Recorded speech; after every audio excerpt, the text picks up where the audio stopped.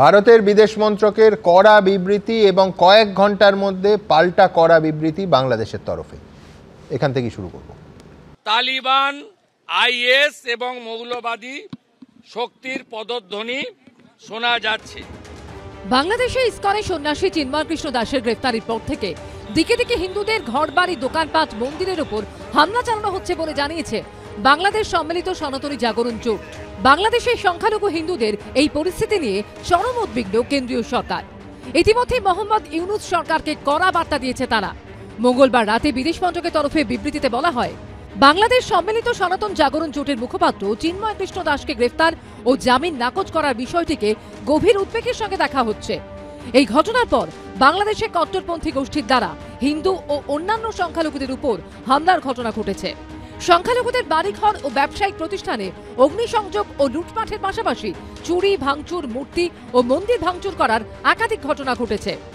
এটা দুর্ভাগ্যজনক যে একদিকে যখন মূল অভিযুক্তরা এখনো অধরা, তখন অন্যদিকে একজন ধর্মীয় গুরু, যিনি শান্তিপূর্ণ জমায়েতের মাধ্যমে যুক্তিসঙ্গত দাবি তুলছেন, তার বিরুদ্ধে ব্যবস্থা নেওয়া হচ্ছে। শ্রী দাসের গ্রেফতারের বিরুদ্ধে শান্তিপূর্ণভাবে প্রতিবাদকারী সংখ্যালঘুদের উপর হামলার ঘটনার দিকেও উদ্বেগের সঙ্গে নজর রাখছে ভারত। আমরা বাংলাদেশ সরকারের কাছে হিন্দু ও সকল সংখ্যালঘুদের নিরাপত্তা নিশ্চিত করা ও শান্তিপূর্ণ সমাবেশ এবং মত প্রকাশের স্বাধীনতা অধিকার রক্ষা করার আর্জি জানাচ্ছি। जो वहाँ के कार्यकारी प्रधानमंत्री हैं वो कट्टरपंथियों की गिरफ्त में आ गए।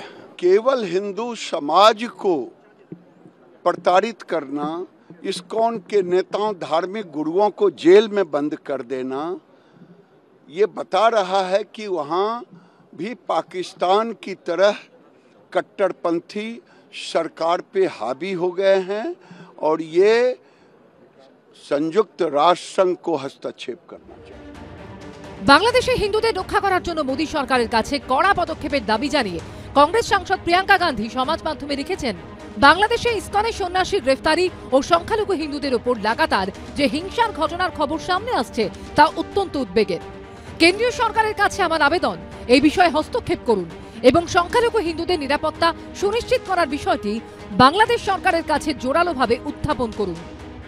কেন বাংলাদেশের হিন্দু সম্প্রদায়ের মানুষের উপর আঘাত নেমে আসবে এ কথা আমরা স্পষ্টভাবে কেন বলতে পারবো না?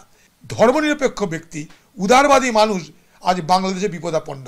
যে এই ধরনের নির্যাতন, এই ধরনের হিংসা যেন বাংলাদেশে বন্ধ হয়। বাংলাদেশে যেভাবে হিন্দুদের উপর অত্যাচার হচ্ছে বা যেভাবে ইসকনের প্রধানকে গ্রেপ্তার করা হয়েছে, আমি ভারত সরকারের ব্যবস্থা নেওয়া। হিন্দুদের উপর লাগাতার অত্যাচার সত্ত্বেও এখনো পরিস্থিতি যে ভয়ঙ্কর তা মানতে নারাজ মোহাম্মদ ইউনুসের সরকার। ভারতের বিবৃতির পাল্টা বাংলাদেশের বিদেশ মন্ত্রকের তরফে দাবি করা হয়েছে, চিন্ময় কৃষ্ণ দাসের গ্রেফতারিকে একটি অংশ ভুলভাবে দেখানোর চেষ্টা করছে। আমরা অত্যন্ত স্পষ্টভাবে জানাচ্ছি, প্রত্যেক বাংলাদেশি নাগরিকের তার নিজস্ব ধর্মীয় উপাচার পালনের এবং বিনা বাধায় মত প্রকাশের অধিকার রয়েছে। প্রত্যেক নাগরিক, বিশেষ করে ধর্মীয় সংখ্যালঘুদের নিরাপত্তা নিশ্চিত করা বাংলাদেশ সরকারের দায়িত্ব। এই বিবৃতি পাল্টা বিবৃতির মধ্যে বুধবার কলকাতায় বাংলাদেশের ডেপুটি হাই কমিশনে ডেপুটেশন দেন শুভেন্দু অধিকারী। চিন্ময় কৃষ্ণ প্রভুকে নিঃশর্ত মুক্তি, হিন্দুদের উপর আক্রমণ, মন্দির ভাঙা বন্ধ করুন, আর চিকিৎসা নেওয়ার জন্য করাচি আর লাহোরে যান, এখানে আসবেন না। যে ঘটনা ঘটেছে একেবারে সমর্থনযোগ্য নয় এবং অত্যন্ত দুর্ভাগ্যজনক এবং নিন্দনীয়। বাংলাদেশের ঘটনার প্রতিবাদে কলকাতায় ইসকন মন্দির থেকে বাংলাদেশের ডেপুটি হাই কমিশন অব্দি মিছিল করে কংগ্রেস।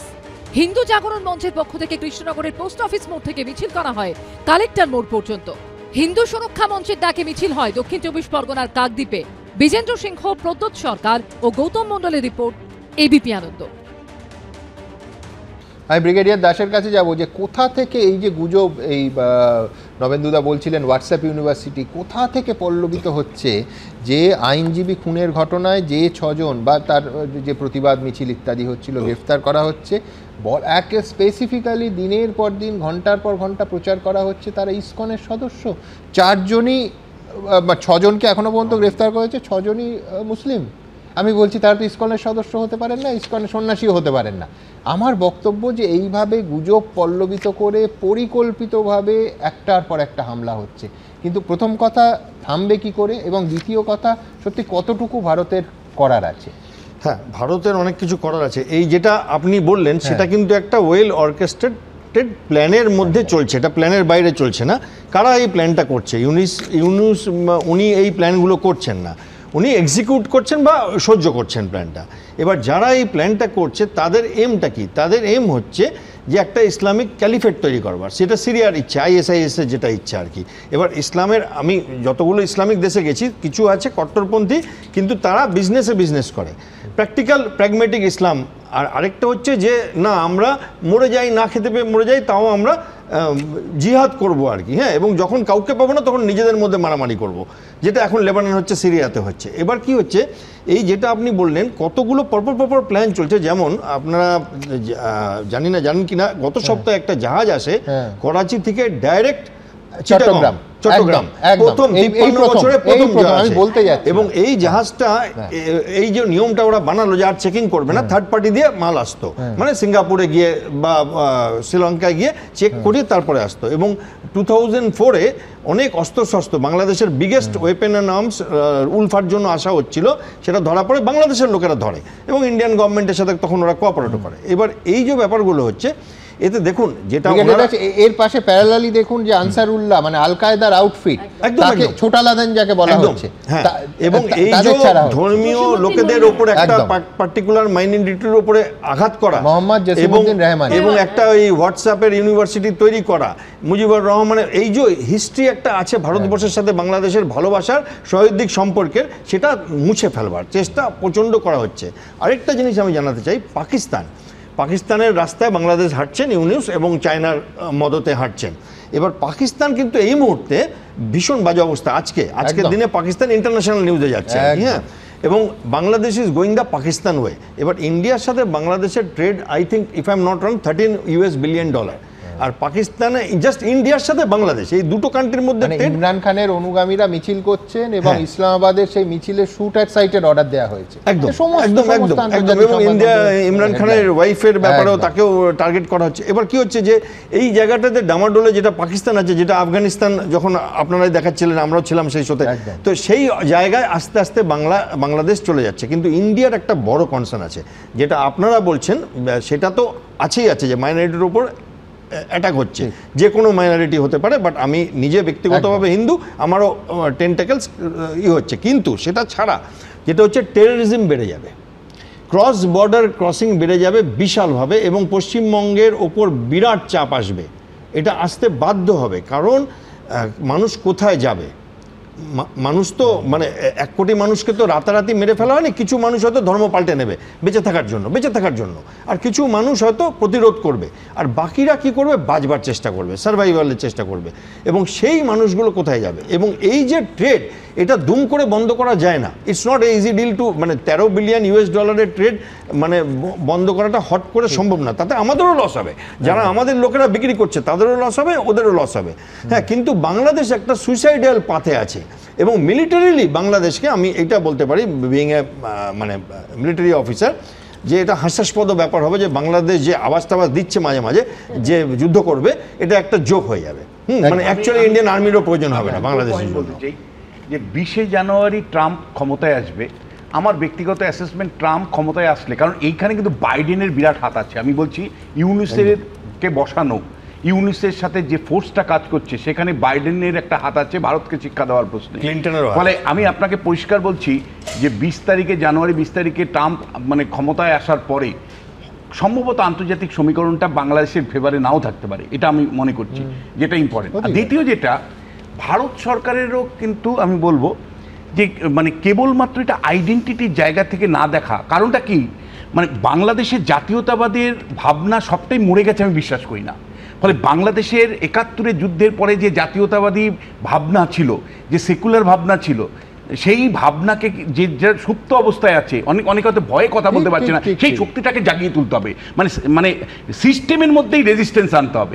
মানে আমি বলছি যে বাংলাদেশে চিন্ময় প্রভুর ওপর আক্রমণটা হলো 4 লক্ষ মানুষকে জমায়েত করতে পেরেছেন বলে, তার কারণ ওই জমায়েত এবং ওই কণ্ঠরোধের চেষ্টাটাই হচ্ছে মূল। আমি দ্রুত এখানে একবার নিজেদের প্রসঙ্গে আয়নার সামনে আত্মসমালোচনার এই বাংলায় যাদের আমরা নাগরিক সমাজ বলি, যারা প্যালেস্টাইন যথার্থভাবে করেন, রাশিয়া ইউক্রেন যুদ্ধ হলে প্যালেস্টাইনের পক্ষে সংহতি জানিয়ে একাধিক মিছিল বের করেন, আজকে শুধু সংখ্যালঘু হিন্দুদের ওপর অত্যাচার হচ্ছে এই শব্দে কেন একাধিক প্রতিবাদ মিছিল বেরোবে না?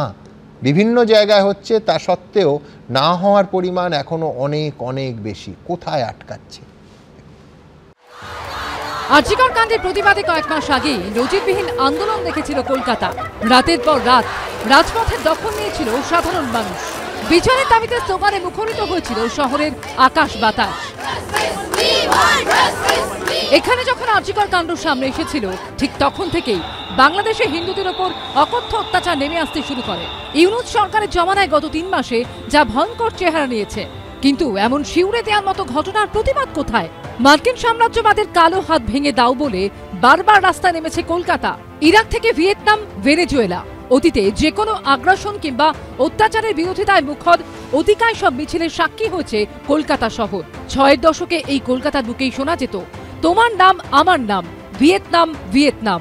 অক্টোবরে এ রাজ্যে যখন দুর্গাপুজোর ঢাক বাজছে, তখন পদ্মার পারে জায়গায় জায়গায় হিন্দুদের দুর্গাপুজো আটকে দিয়েছিল মৌলবাদীরা। ৮ই অক্টোবর পঞ্চমীর দিনও পশ্চিম এশিয়ায় প্যালেস্তাইনের উপরে সাম্রাজ্যবাদী মদতে ইসরায়েলের লাগাতার আক্রমণের প্রতিবাদে পথে নামে বাম দলগুলি। কলকাতায় যুদ্ধবিরোধী সেই মিছিলের সামিল হয় CPM, CPI, RSP, forward block, CPI liberation সহ 9টি বামপন্থী দল। কিন্তু এখন বাংলাদেশে হিন্দুদের উপর অত্যাচার নিয়ে তাদের টু শব্দ নেই কেন? ইথিওপিয়ায় মার্কিন অবরোধ, গাজা স্ট্রিপে ইসরায়েলের হামলা নিয়ে পশ্চিমবঙ্গের রাস্তায় মিছিল হয়, আর আজকে এত বড় অত্যাচার হচ্ছে পার্শ্ববর্তী বাংলাদেশে। ওই ঘোষ বোস গুহ মিত্র, ওই সরকার মন্ডল ঢোল পোদ্দার, ওখানের গুপ্তা জয়সওয়াল, ওখানের জৈন, ওখানের রাজবংশী, ওখানের মতুয়া, আমাদের রক্ত, আমাদের ভাই, তারা মারা যাচ্ছে, একটা শব্দকে উচ্চারণ করতে পারছেন না, কোনো প্রতিবাদ হচ্ছে।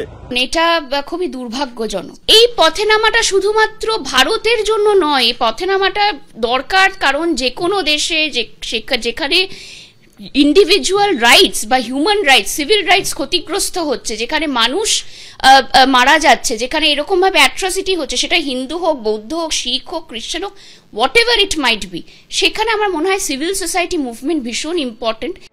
এরই মধ্যে বিএনপির মহাসচিব মির্জা ফখরুল ইসলাম আলমগীর আক্ষেপের সুরে বলেছেন, এই চেহারা নিয়ে কোনোদিনই সাফল্য অর্জন করা যায় না।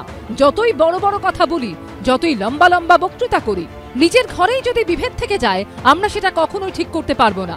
3 মাস হয়নি, এখনই রাস্তায় রাস্তায় লড়াই শুরু হয়েছে, একজন আরেকজনের বুকের রক্ত ঝরাচ্ছি। সন্দীপ সরকার ও রুমা পালের রিপোর্ট, এবিপি আনন্দ। দেখুন, আবার বলছি, প্রশ্নটা হিন্দু মুসলমানের নয়। আওয়ামী লীগ যখন হাসিনা সেই দেশের রাষ্ট্র ক্ষমতায় রয়েছেন, আমরা বারবার এই অনুষ্ঠানে প্রশ্ন করেছি, যখন আওয়ামী লীগের ছাত্রফ্রন্ট, ছাত্রলীগ ঢাকা বিশ্ববিদ্যালয়ে ঢুকে ছাত্রছাত্রীদের বেধড়ক মারধর করেছে, যে কোন হিসেবে, কোন গণতান্ত্রিক মূল্যবোধে এইটা হয়।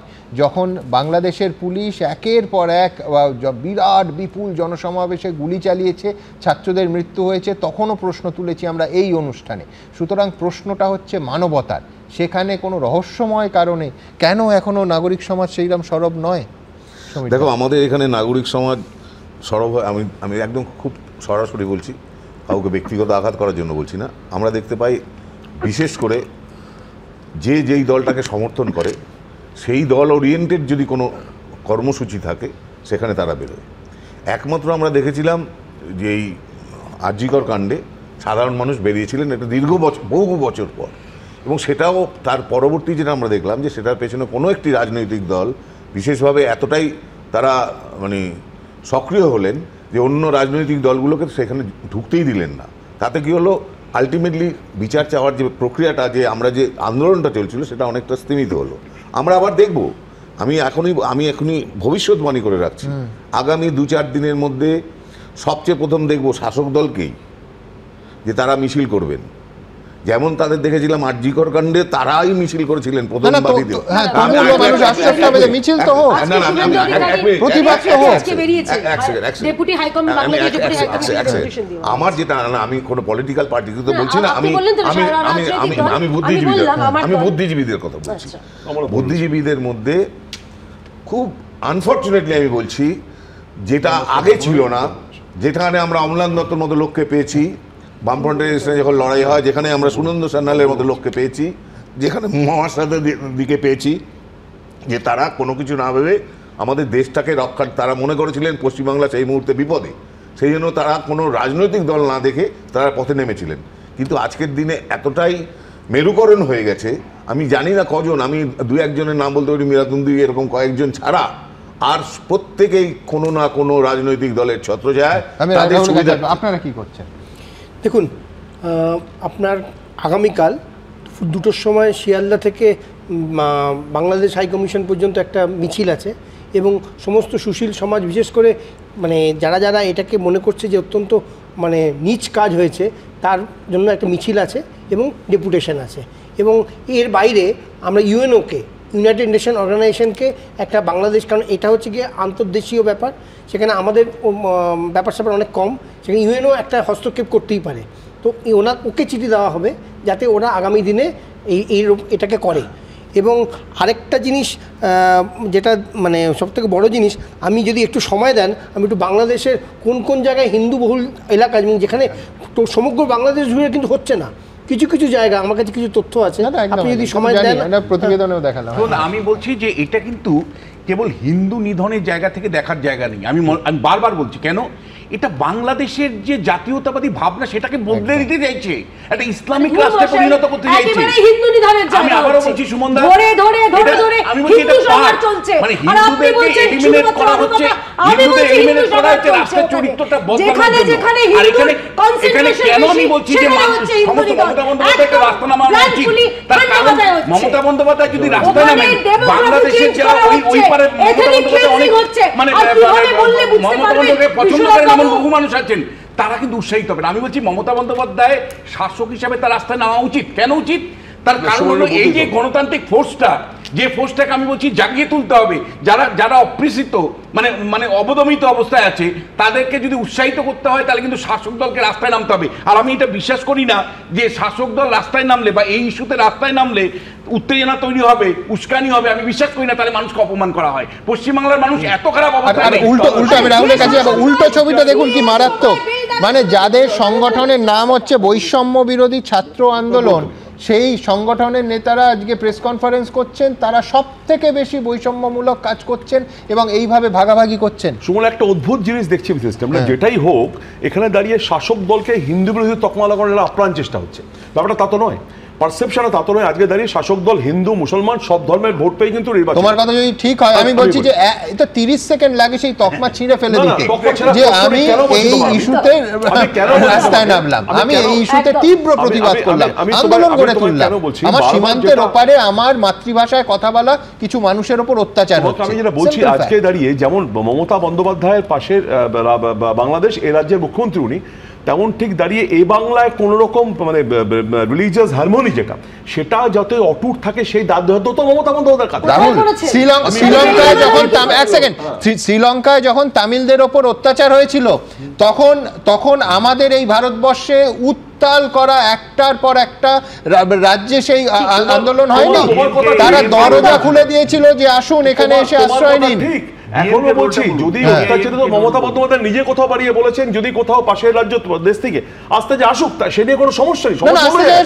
যারা কেউ ভাবতেও পারেননি যে তাদের হয়ে রাস্তায় নামলে উস্কানি হতে পারে। আমি বলছি, যেটা এক্ষুনি ব্রিগেডিয়ার দাস বললেন যে বিপুল চাপ পশ্চিমবঙ্গের ঘাড়ে আসতে পারে, সেই দায়বদ্ধতা, সেই চাপ আমি উদাহরণটা দিলাম, তার কারণ হচ্ছে ভাষার টান, ভাষার টান, একই ভাষায় কথা বলে তারা শ্রীলঙ্কায় থাকে, এরা প্রধানমন্ত্রী কেন বলেননি? প্রধানমন্ত্রী কেন বলেননি? স্বরাষ্ট্রমন্ত্রী কেন বলেননি? হিন্দু পার্টি, হিন্দু পার্টি, স্বরাষ্ট্রমন্ত্রী, কোথাও অমিত শাহ, কোথায় নরেন্দ্র মোদী, বড় বড় কথা হিন্দুদের নিয়ে সব এসব নাটক করে লাভ নেই।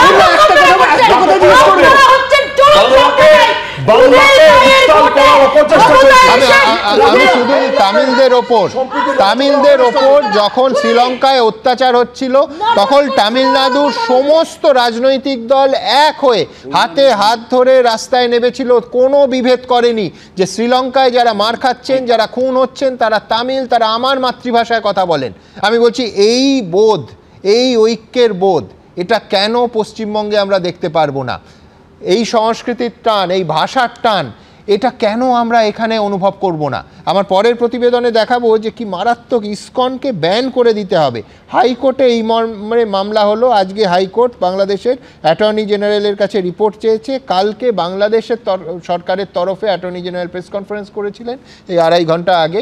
তিনি বলছেন যে কালকে রিপোর্ট জমা পড়বেন। বাংলাদেশ সরকারের অবস্থান প্রকাশ্যে এই রিপোর্টে কি থাকে সেদিকে আমাদের নজর থাকবে। ইসকনকে ব্যান করার দাবিতে মামলা, ভাবুন।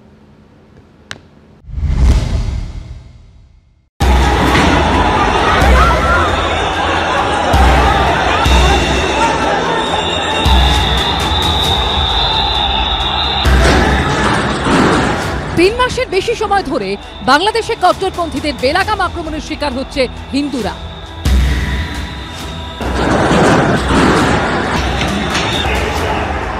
আর যারা হিন্দুদের হয়ে মুখ খুলছে তাদেরও কণ্ঠরোধের জন্য উঠে পড়ে লেগেছে মোহাম্মদ ইউনূস সরকার। একদিকে ইসকনের সন্ন্যাসীকে গ্রেফতার, অন্যদিকে ইসকনকে বাংলাদেশে নিষিদ্ধ করার তোড়জোড়। সোমবারই রাষ্ট্রদ্রোহের মতো মামলা দিয়ে গ্রেফতার করা হয়েছে ইসকনের সন্ন্যাসী এবং বাংলাদেশ সম্মিলিত সনাতনী জাগরণ জোটের মুখপাত্র চিন্ময় কৃষ্ণ দাসকে, যিনি হিন্দুদের উপর হওয়া অত্যাচারের প্রতিবাদে জনজাগরণ তৈরি করেছিলেন।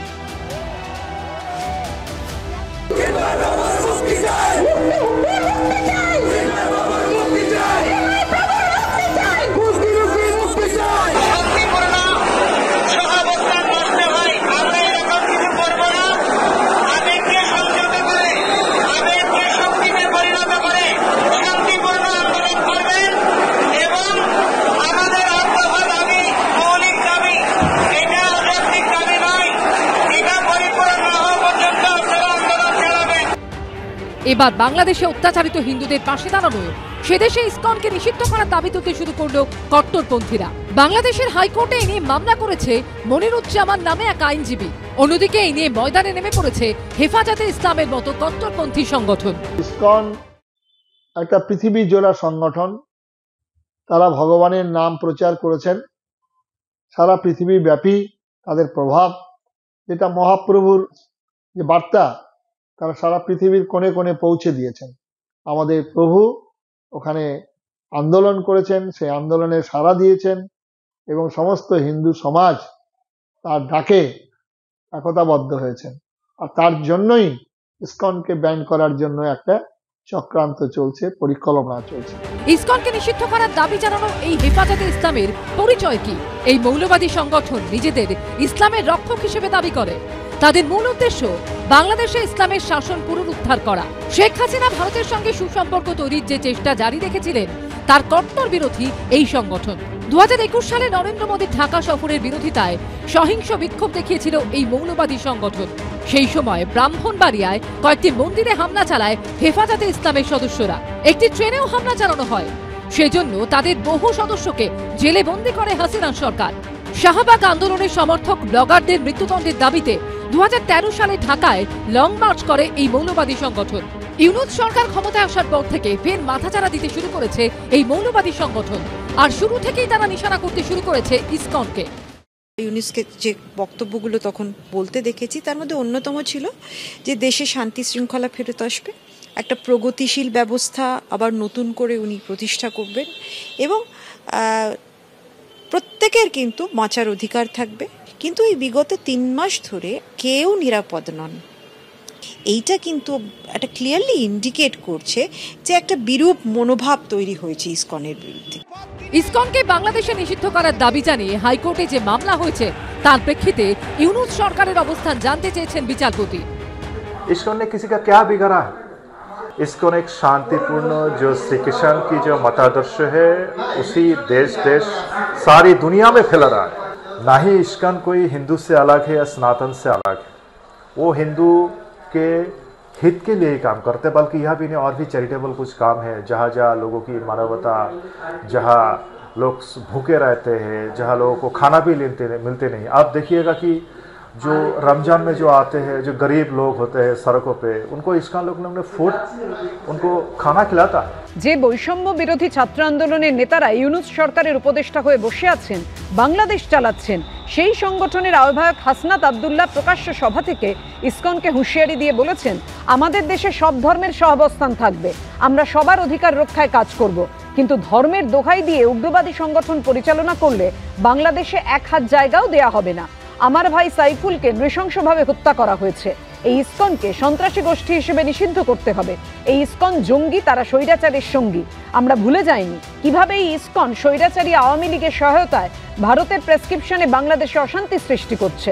ভারতে বসে যতই ষড়যন্ত্রের চেষ্টা করা হোক, আমরা বাংলাদেশের মানুষ সেই ষড়যন্ত্র রুখে দেব। সংখ্যালঘুদের ওপর আক্রমণের নিন্দা, দোষীদের উপযুক্ত সাজা দেওয়ার কথা না শোনা গেলেও ইসকন সম্পর্কে হুমকি শোনা গেছে জুলাই শহীদ স্মৃতি ফাউন্ডেশনের সাধারণ সম্পাদক সার্জিস আলমের গলাতেও। তিনিও প্রকাশ্য সভা থেকে হুমকি দিয়ে বলেছেন, আমরা সব ধর্মের প্রতি সহানুভূতিশীল, কিন্তু কেউ যদি সহানুভূতিকে দুর্বলতা মনে করে তাহলে ছাড় দেয়া হবে না। এই চট্টলা ইসকনের জায়গা হবে না। আমরা 16 বছরের খুনি হাসিনাকে দেশছাড়া করেছি, এমন জঙ্গি ইসকনকে দেশছাড়া করা আমাদের কাছে হাতের ময়লা। এরই মধ্যে চিন্ময় কৃষ্ণ দাস বুধবারও জামিন পাননি। এই প্রেক্ষিতে সনাতনী জাগরণ জোটের পক্ষ থেকে ঘোষণা করা হয়েছে, তাদের 8 দফার আন্দোলন চলবে, মিথ্যে মামলা করে সনাতনীদের দমানো যাবে না। চিন্ময় প্রভু বলেছেন, তিনি জেলে থাকলেও যেন আন্দোলন বন্ধ না হয়, তাই সবাই নিজ নিজ অবস্থান থেকে প্রস্তুত হন। আমরা শান্তিপূর্ণ কর্মসূচিতে বিশ্বাসী এবং দেশের স্থিতিশীলতা রক্ষায় অঙ্গীকারবদ্ধ। সন্দীপ সরকার ও রুমা পালের রিপোর্ট, এবিপি আনন্দ।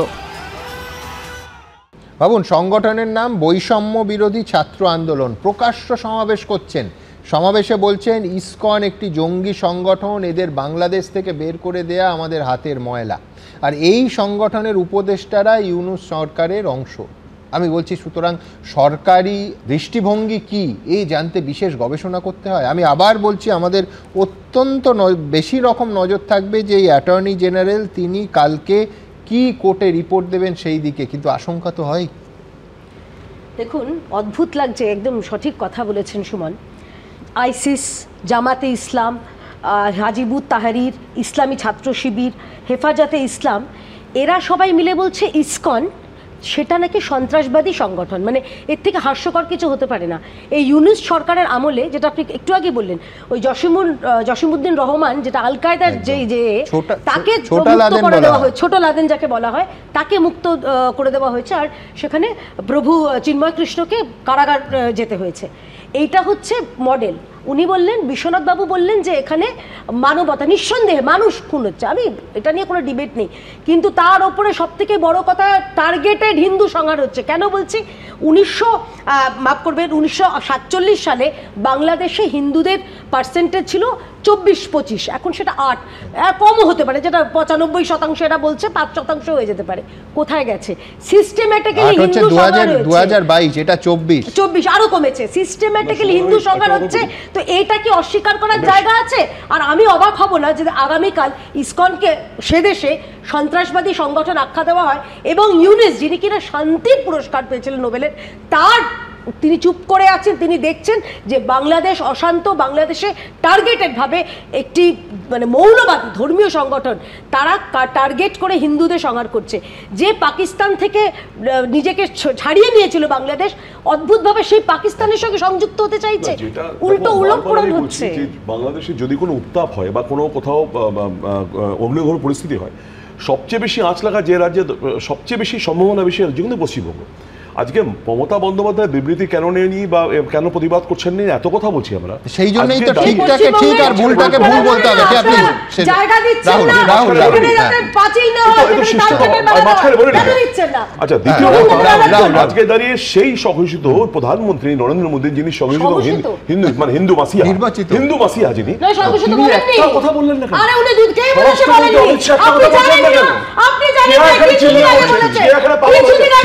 কিন্তু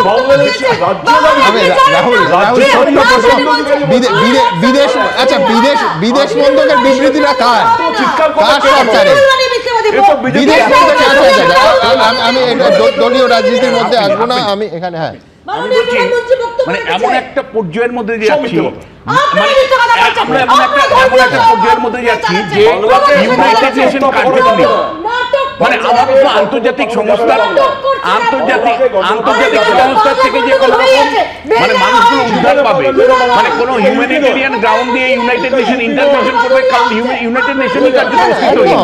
দ্বিতীয় যেটা কোনো অর্গানাইজেশন কোনো উদাহরণ নেই, আপনি বলছি ইন্টারন্যাশনালি কোনো হেল্প পাবে না বাংলাদেশের হিন্দুরা, ইউনাইটেড নেশন কার্যত ডিফান। দ্বিতীয় যেটা সেটা হলো যে মানে ৭১-এ যদি আপনি লক্ষ্য করেন, মানে তখন ভারতবর্ষে এত সামরিক মানে ক্ষমতা ছিল না, কিন্তু ইন্দিরা গান্ধী কিন্তু লৌহ মানব হিসাবে কাজ করেছিলেন, লৌহ মানবী হিসাবে কাজ করে কিন্তু তিনি একটা মানে উদ্যোগ নিয়েছিলেন। আমার প্রশ্ন যে নরেন্দ্র মোদী বিশ্ব রাজনীতিতে বিশ্বগুরু নিজেকে বলেন, তিনি কি অ্যাক্ট করবেন হিন্দুদের গুরু? তিনি কি সত্যি ব্যবস্থা নেবেন? আমি সব স্টেট থেকে কেন্দ্র এবং রাষ্ট্রের দুদিকেই আমাদের নজর থাকবে, কিন্তু এখনো পর্যন্ত এই মুহূর্তে চিকিৎসা সহ নানা কারণে যে বাংলাদেশি নাগরিকরা এই মুহূর্তে এই রাজ্যে আছেন, কি বলছেন তারা, দেখুন। আমার সোনার বাংলা, আমি তোমায় ভালোবাসি। সেই সোনার বাংলা জুড়ে এখন দেশের আগুন।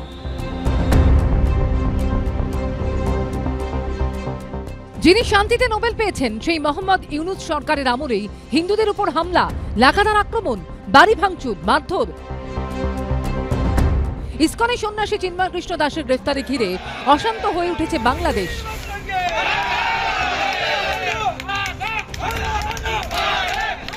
আর এই পরিস্থিতিতে আতঙ্কে দিন কাটাচ্ছেন এদেশে আসা বাংলাদেশের নাগরিকরা। কমল রায় বাড়ি বাংলাদেশের দিনাজপুরে, চিকিৎসার জন্য ভারতে এসেছিলেন। ভিসার মেয়াদ শেষ হতে চলেছে, কিন্তু এই উত্তপ্ত পরিস্থিতিতে বাংলাদেশে ফিরতে ভয় পাচ্ছেন তিনি। বাংলাদেশের পরিস্থিতি তেমন ভালো না, আমাদের এখানে ভিসার মেয়াদ শেষ হয়ে গেছে, তাই দেশে আবার ফিরে যাচ্ছি। তো চিন্তা তো এটা স্বাভাবিক হওয়ার কথাই, আমরা খুব ভয়ের মধ্যেই আছি। আমরা হিন্দুরা যেভাবে উনি দেশ চালাচ্ছেন এটা তো ভালো লাগছে না। আতঙ্কিত ঢাকার বাসিন্দা এই ব্যক্তিও চিকিৎসা করতে ভারতে এসেছিলেন তিনি, কিন্তু উত্তাল পরিস্থিতিতে এখন রীতিমতো আতঙ্কে। বর্তমান সরকার যেভাবে চলতেছে আমার মনে হয় এটা ভালোভাবে যাচ্ছে না। এখন বিশেষ করে সাম্প্রদায়িক এটাই সবচেয়ে বেশি হয়েছে এবং হিন্দুদের প্রতি বেশি অত্যাচার হচ্ছে। ছেলে আছে, মেয়ে আছে, তাদের তো মানে এটা থাকে, টেনশন থাকে, কখন স্কুল থেকে ফিরলো, কখন স্কুল থেকে আসলো, বা রাস্তায় কিছু হলো কিনা, আবার কলেজ আন্দোলন হলো কিনা, এই ভয়টা সবসময় কাজ করছে। পেট্রাপোল সীমান্ত পেরিয়ে বুধবারই পশ্চিমবঙ্গে এসেছেন বাংলাদেশের নাগরিক এই মহিলা। তার মুখে ভয়ঙ্কর অভিজ্ঞতার কথা। বাংলাদেশের পরিস্থিতি সেরকম ভালো, হিন্দুদের পরে মানে হিন্দুদের ঘর বাড়ি ভাঙচুর হচ্ছে, হিন্দুদের সমস্যা হচ্ছে। যারা মিছিল করছে বা রাস্তায় নেবে একত্রিত হয়ে ওদের উপরেই বেশিরভাগ মানে হামলা হয়েছে। তবে চট্টগ্রামে প্রচুর মানে অশান্তি হচ্ছে। কলকাতার বাসিন্দা এই ব্যক্তি বিয়ে বাড়ি উপলক্ষে ঢাকায় গেছিলেন, ফিরে এসে তানকলাতেও বাংলাদেশের ভয়াবহ পরিস্থিতির কথা। ৮ তারিখে আমি ওখানে একটা জায়গায় একটা পার্কের মধ্যে ঘুরতে গেলাম, 10-15 মিনিট বসলাম, দেখি একটা মিছিলের এমন কিছু থমথমে পরিবেশ, চিন্তা করছি এখানে থাকলে সমস্যা হবে। মিছিল বেরোনোর পরে ধরপাকড় হচ্ছে, মারধর, ভাঙচুর, একে মেরে দিচ্ছে, ওকে মেরে দিচ্ছে, দিনে দুপুরে ঘরে ঢুকে যাচ্ছে, ফ্ল্যাটে ঢুকে যাচ্ছে, ওদেরকে মারধর করে মানে লুটতরাজ করছে, এরকম এগুলি চলছে। খুব ঘর থেকে বের হয়ে ঘরে ফিরবে এরকম কোনো নিশ্চয়তা নেই।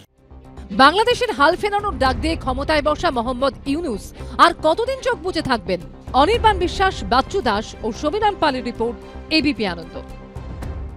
এবার চোখ রাখবো রাজ্য রাজনীতিতে। দলে তিনটে শৃঙ্খলা রক্ষা কমিটি তৈরি হয়েছে, তাও তৃণমূল নেতাদের বেসুর বন্ধ হচ্ছে না। হুঁশিয়ারির পরও বেফাঁস মন্তব্য করায় ভরতপুরের বিধায়ক হুমায়ুন কবিরকে শোকজ করল দল। 3 দিনের মধ্যে তাকে জবাব দিতে বলা হয়েছে, কিন্তু বিধায়ক এখনও তার বক্তব্যে সম্পূর্ণ অনড়। তার সাফ কথা, অভিষেক বন্দ্যোপাধ্যায়কে রাজ্য মন্ত্রিসভায় আনার দাবিতে দলের ক্ষতি হচ্ছে এমন কোনো নোটিশ যদি আসে, তাহলে তিনি তার যথাযোগ্য জবাব দেবেন। দেখুন, অভিষেক বন্দ্যোপাধ্যায়কে তো আমাদের নেত্রী নাম্বার 2 করেছে, দলের সর্বভারতীয় সাধারণ সম্পাদক বানিয়েছে, তাহলে তারকে সাপোর্ট করাটা কি কোথায় দল ভঙ্গ হচ্ছে, কোথায় দলের অসম্মান হচ্ছে, আমার এখনো বোধগম্য হচ্ছে না। তার ধারাবাহিক মন্তব্য দলের ভাবমূর্তি খারাপ করছে। এই অভিযোগে এবার ভরতপুরের বিধায়ক হুমায়ুন কবিরকে শোকজ করল তৃণমূল কংগ্রেস। বুধবার এই নিয়ে বিধানসভায় বৈঠকে বসে পরিষদীয় শৃঙ্খলা রক্ষা কমিটি। শোভনদেব চট্টোপাধ্যায়ের ঘরে তার উপস্থিতিতে আলোচনায় বসেন ফিরহাদ হাকিম, অরূপ বিশ্বাস, চন্দ্রিমা ভট্টাচার্য এবং দেবাশিস কুমার। সূত্রের খবর, সেই বৈঠকেই হুমায়ুন কবিরকে শোকজের সিদ্ধান্ত নেয় পরিষদীয় শৃঙ্খলা রক্ষা কমিটি। সূত্রের খবর, জানতে চাওয়া হয় ভরতপুরের বিধায়ক কেন বারবার এমন মন্তব্য করছেন যা দলের ভাবমূর্তির জন্য ক্ষতিকর, কিন্তু এর পাল্টা হুমায়ুন কবির যে প্রশ্ন ছুড়ে দিয়েছেন তা নিঃসন্দেহে তৃণমূল নেতৃত্বের কাছে অস্বস্তিজনক। অভিষেক বন্দ্যোপাধ্যায়কে আমি রাজ্য মন্ত্রিসভায় অন্তর্ভুক্তি করার দাবি তুলে যদি দলের ভাবমূর্তি ক্ষতি হয়ে থাকে বা দল যদি ক্ষতিগ্রস্ত হয়ে থাকে, নোটিশে কি আসবে তার যথাযোগ্য জবাব আমি দেব। আপনি ব্যক্তিগতভাবে মনে করেন যে অভিষেক বন্দ্যোপাধ্যায়ের হয়ে কথা বলা অথবা অভিষেক বন্দ্যোপাধ্যায়কে মন্ত্রিসভায় দায়িত্ব দেওয়া হোক, এইটা বলে আপনি কোনো ভুল কাজ করেননি? আমাদের সর্বোচ্চ নেত্রী, একটা ব্যক্তির 10টা সন্তান থাকলে 10টা তো 10 রকম ডিমান্ড করে, তা আমরা গার্জেনের কাছে আমি দাবি করতে পারি না? মমতা বন্দ্যোপাধ্যায় আমার নেত্রী, তাই তার কাছে আমি আবেদন করেছিলাম যে অভিষেক বন্দ্যোপাধ্যায়কে একটা জায়গা দেওয়া হোক এবং তাতে আমাদের দলের মঙ্গল হবে, পশ্চিমবাংলার আপামর জনগণ উপকৃত হবে। আর সেটা বলা যদি এনাদের কাছে ক্ষতিকারক হয়ে থাকে তাহলে নিশ্চয়ই ভবিষ্যৎ কথা হবে। কোনো অন্যায় করি না, তা অন্যায় থেকে সরে আসার কোনো প্রশ্ন নাই। 3 দিনের মধ্যে হুমায়ুন কবিরকে কারণ দর্শানোর নির্দেশ দিয়েছে তৃণমূলের পরিষদীয় শৃঙ্খলা রক্ষা কমিটি। উজ্জ্বল মুখোপাধ্যায় ও আশাপুর হোসেনের রিপোর্ট, এবিপি আনন্দ।